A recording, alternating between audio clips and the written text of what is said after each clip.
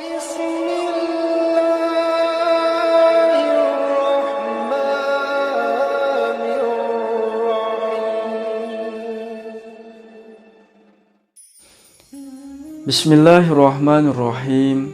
Assalamualaikum warahmatullahi wabarakatuh. Alhamdulillahirabbil alamin. Segala puji bagi Allah yang telah memberikan kita berbagai macam nikmat. Senang sekali rasanya kita bisa berjumpa kembali di channel ini. Sholawat dan salam tetap tercurahkan kepada Nabi besar Muhammad sallallahu alaihi wasallam.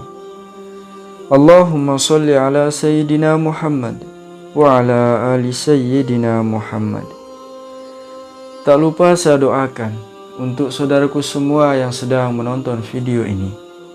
Semoga senantiasa dalam keadaan sehat walafiat, dipanjangkan umur, dimurahkan rezekinya, dimudahkan segala urusannya, dan tetap dalam lindungan Allah subhanahu wa ta'ala.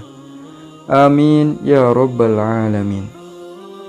Sahabat beriman rahimakumullah. Dari Abu Hurairah, Rasulullah sallallahu alaihi wasallam bersabda, barang siapa yang menjaga sholat duha, maka dosa-dosanya akan diampuni walau sebanyak buih di lautan. Sholat duha adalah ibadah sholat sunnah yang dilakukan pada awal waktu setelah matahari terbit dan akhir waktu di seperempat siang. Sebagaimana sholat sunnah yang lain memiliki keutamaan, maka sholat duha juga memiliki manfaat dan keutamaan yang istimewa. Pada kesempatan ini, saya akan menyampaikan manfaat dan keutamaan yang akan didapatkan bagi orang yang mengerjakan sholat duha. Yang pertama, dihitung sebagai sedekah terbaik. Sahabat beriman rahimakumullah. Keutamaan sholat duha yang pertama adalah sama dengan sedekah terbaik. Dalam sebuah hadis, Rasulullah Shallallahu alaihi wasallam bersabda, setiap pagi, setiap ruas anggota badan kalian wajib dikeluarkan sedekahnya. Setiap tasbih adalah sedekah. Setiap tahmid adalah sedekah. Setiap tahlil adalah sedekah. Setiap takbir adalah sedekah. Menyuruh kepada kebaikan adalah sedekah. Dan melarang berbuat mungkar adalah sedekah. Semua itu dapat diganti dengan sholat duha 2 rakaat. Maka beruntunglah orang yang setiap harinya bisa melaksanakan sholat duha walaupun hanya 2 rakaat. Karena pada hari tersebut seakan ia telah bersedekah dengan sedekahnya yang terbaik. Yang kedua, akan dicukupkan rezekinya oleh Allah. Sahabat beriman rahimakumullah. Allah akan mencukupkan rezeki bagi seorang hamba pada hari itu jika ia dengan ikhlas melaksanakan sholat duha 4 rakaat. Rasulullah Shallallahu alaihi wasallam bersabda dalam sebuah hadis qudsi. Allah Azza wa Jalla berfirman, wahai anak Adam, jangan sekali-kali kamu malas mengerjakan 4 rakaat pada awal siang, sholat duha. Nanti akan aku cukupi kebutuhanmu pada akhirnya, sore hari. Yang ketiga, akan diampuni dosanya. Keutamaan sholat duha yang ketiga adalah membantu menggugurkan dosa-dosa, karena ini waktu yang tepat untuk memohon ampunan kepada Allah subhanahu wa ta'ala. Rasulullah Shallallahu alaihi wasallam bersabda, barang siapa yang menjaga sholat duha, maka dosa-dosanya diampuni, walaupun dosanya itu sebanyak buih di lautan. Yang keempat, akan mendapat pahala sama seperti haji dan umroh. Sahabat beriman rahimakumullah. Bagi orang yang melaksanakan sholat duha, ia akan mendapatkan pahala yang setara dengan haji dan umroh. Barang siapa yang melaksanakan sholat duha dengan tekun, maka orang tersebut akan mendapatkan pahala setara dengan haji dan umroh yang sempurna.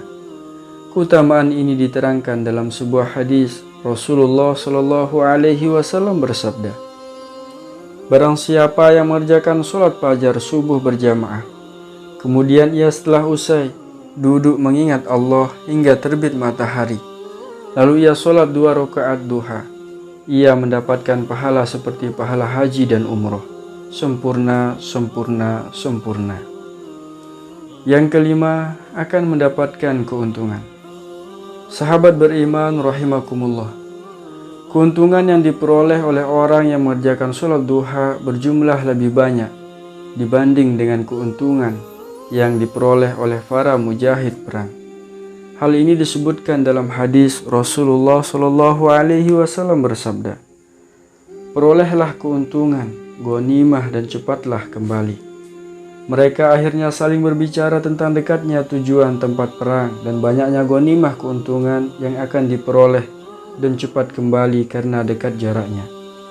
Lalu Rasulullah Shallallahu Alaihi Wasallam bersabda, "Maukah kalian aku tunjukkan kepada tujuan paling dekat dari mereka, musuh yang akan diperangi, paling banyak ghanimah keuntungannya dan cepat kembalinya?" Mereka menjawab, "Iya." Rasulullah kemudian berkata lagi, "Barang siapa yang berwudu, kemudian masuk ke dalam masjid untuk melakukan sholat duha, dialah yang paling dekat tujuannya, tempat perangnya, lebih banyak ghanimahnya dan lebih cepat kembalinya." Yang keenam, akan terhindar dari keburukan. Sahabat beriman rahimakumullah. Dalam sebuah hadis Rasulullah Shallallahu Alaihi Wasallam bersabda, "Barang siapa yang sholat duha 2 rakaat, maka dia tidak ditulis sebagai seorang yang lalai. Barang siapa yang mengerjakannya sebanyak 4 rakaat, maka ditulis sebagai orang yang ahli ibadah. Barang siapa yang mengerjakannya 6 rakaat, maka diselamatkan di hari itu. Barang siapa yang mengerjakan 8 rakaat, maka Allah tulis sebagai orang yang taat. Dan barang siapa yang mengerjakannya 12 rakaat, maka Allah akan membangun sebuah rumah di surga untuknya." Yang ketujuh, akan dimasukkan ke surga melalui pintu khusus. Sahabat beriman rahimakumullah. Bagi orang yang melaksanakan sholat duha, akan dibuatkan pintu khusus. Pintu yang dinamakan pintu duha ini khusus diperuntukkan bagi orang-orang yang tekun dan rutin melaksanakan ibadah sholat duha setiap hari semasa hidupnya. Dalam sebuah hadis, Rasulullah Shallallahu Alaihi Wasallam bersabda, "Sesungguhnya di surga ada salah satu pintu yang dinamakan pintu duha. Bila datang hari kiamat, malaikat penjaga surga memanggil, 'Mana ia yang melazimkan sholat duha? Inilah pintu kalian, maka masukilah dengan kasih sayang Allah.'" Sahabat beriman rahimakumullah. Itulah keutamaan dan manfaat yang akan diberikan oleh Allah Subhanahu wa Ta'ala bagi seorang yang tekun ikhlas melaksanakan sholat duha setiap harinya. Maka kita berdoa bersama, semoga kita diberikan keistiqomahan, keikhlasan dan kekhusyuan dalam melaksanakan sholat duha. Amin ya rabbal alamin. Hanya ini yang dapat saya sampaikan. Semoga video ini bermanfaat untuk kita semua. Dan jika ada kesalahan dalam penyampaian saya, ini tentu dari kehilapan saya pribadi. Saya mohon ampun kepada Allah Subhanahu wa Ta'ala. Mari kita tutup dengan membaca doa kafaratul majlis. Subhanakallahumma wa bihamdika asyhadu an la ilaha illa anta astaghfiruka wa atubu ilaika walhamdulillahi rabbil alamin. Wallahu a'lam.